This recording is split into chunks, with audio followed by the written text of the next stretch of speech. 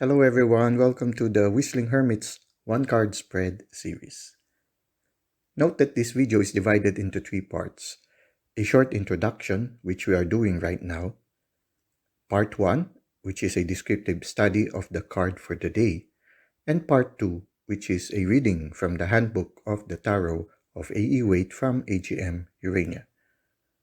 If you want to navigate directly to any of the three parts mentioned, just click on their respective links at the timestamp provided in the description of this video. This video series is primarily intended for learning how to read the tarot. However, you can also use this as a card reading for the day. This is a timeless reading, so if you are watching this now, its message might be for you. In this series, we will be using the Giant Rider Waite Tarot deck. We will also be using the Handbook of the Tarot of A.E. Waite from AGM Urania. The first part of the video will be a descriptive study of a specific card in the tarot. We will describe what we see and the insights and feelings we gather from what we see. Now, the first part is characterized by spontaneity. We allow the cards to speak to us regardless of the generally accepted meaning of the card. By doing this, we hope to increase our intuitive capacity for reading the tarot cards. In the second part, we will be reading the description of the card taken from the booklet of the Tarot of A.E. Waite by AGM Urania. If you intend to use this as a timeless reading, you can randomly choose any card in the series that resonates with you. An alternative approach is to shuffle a Rider Waite Tarot deck and pick a card randomly. You can then choose the card in the video series that corresponds to the card you picked. Note that this series is a work in progress and it might take some time for the 78 cards to be completely read. So, without any further delay, let us proceed to the card for the day.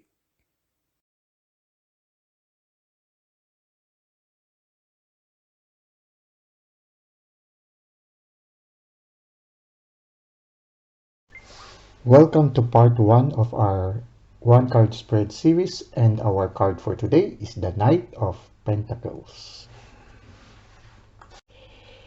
When we look at the Knight of Pentacles, of all the knights in the suits of the tarot, this seems to be the most relaxed, the most stable of them all, the less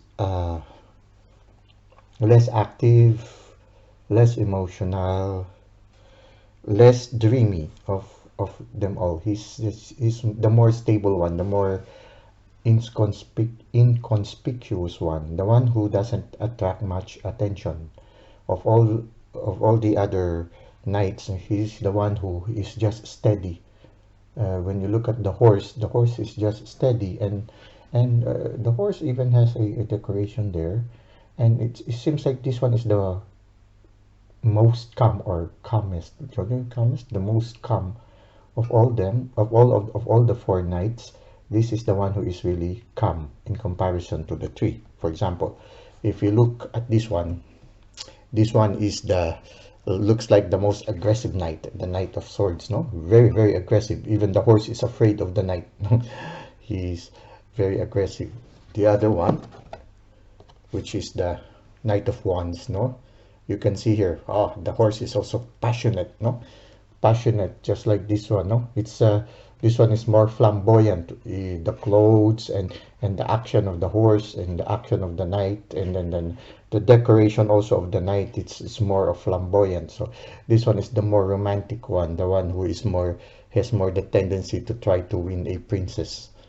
And maybe this is the one who likes to go slaying a dragon in order to save a princess, no? This is the one. This is the one who is not afraid to go to war, no? And then the other one, this one is the more mystical one. Maybe this one is the one who is more contemplative, more of considering what is mystical and magical. Yeah, this can also slay dragons and everything like that. This one is more practical, more down to earth. This one is can be a good landowner. This kind of knight can be a good landowner, one who can manage feudal lands, no, and then he seems to be a very conscientious one. Yeah, like for example, in this view, when you look at the picture, you see that he is overlooking a field that has just been cultivated, no? So he's a kind of knight whom the emperor or the king can rely on with regards to taking care of properties, of earning. This is the one who will conscientiously watch the production of the land, the development of the village or the town to which is entrusted into his care. So this is the one who is a good manager, one who will manage well, no?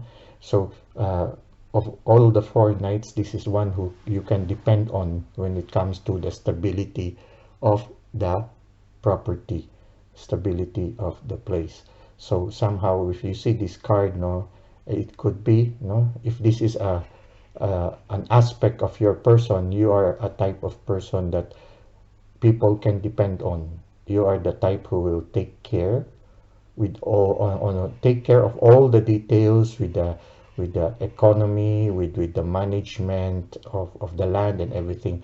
So if you are working in a company, you are the one they rely on to keep the company going. You are the one who is dependable, one who is always there silently working, no, and a very silent part of the company, but is very dependent upon.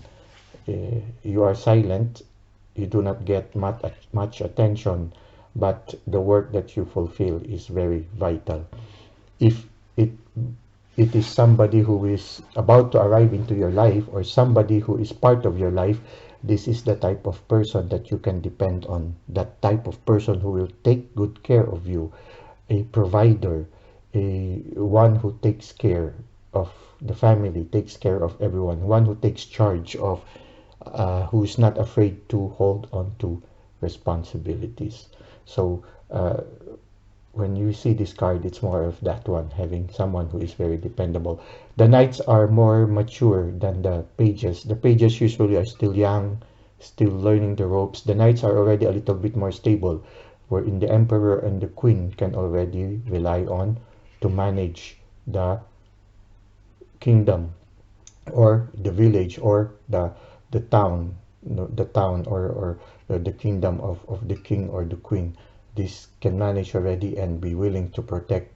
So if it is somebody who is about to arrive into your life, this is one who does not hurry, one who is not too emotional, one who is quiet, one who studies things very closely before arriving. So if this is the kind of person who is about to come to your life, it will take some time before he will arrive.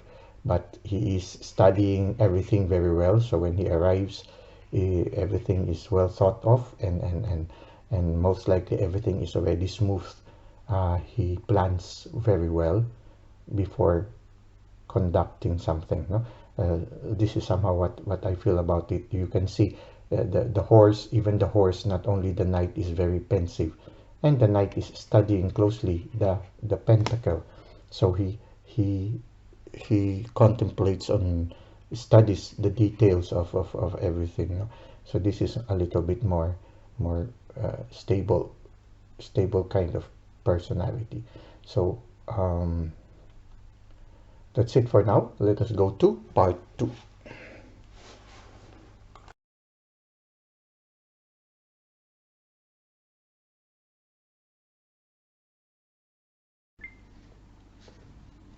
Welcome to part 2 of our one card spread series, and our card for today is the Knight of Pentacles. This is our grounded and dependable knight. Let's read from the booklet of the Tarot of A.E. Waite from AGM Urania. He is the only knight whose horse does not move. The one's horse rears up, cups, goes slowly as in a dream. Swords, gallops, but this black steed stands in place. Head up, alert, but unmoving on a small hilltop. Beyond them lie the plowed fields of the new community. Modern tarot tradition usually sees him as hardworking, dedicated, and maybe a bit dull. The sort who won't take a vacation because he'd fall too far behind. But if we see the Pentacles as the creation of a new world, one that will endure and become stable, then the Knight becomes its perfect guardian. The fact that he doesn't ride off seeking battles or dragons to slay, does not look for romance with a fair lady, means that people can count on him. We might imagine a community grown up around him, forgetting almost that he is there, but safe because his pentacle protects them. Divinatory meanings: dedicated, hardworking, a protector, someone to be counted on. Warning, advice: someone who questions his dedication or decides to try something new. Action: a time to work steadily, quietly protect those around you. Well, that concludes part 2 of our one card spread series on the Knight of Pentacles. Until next time, have a great day.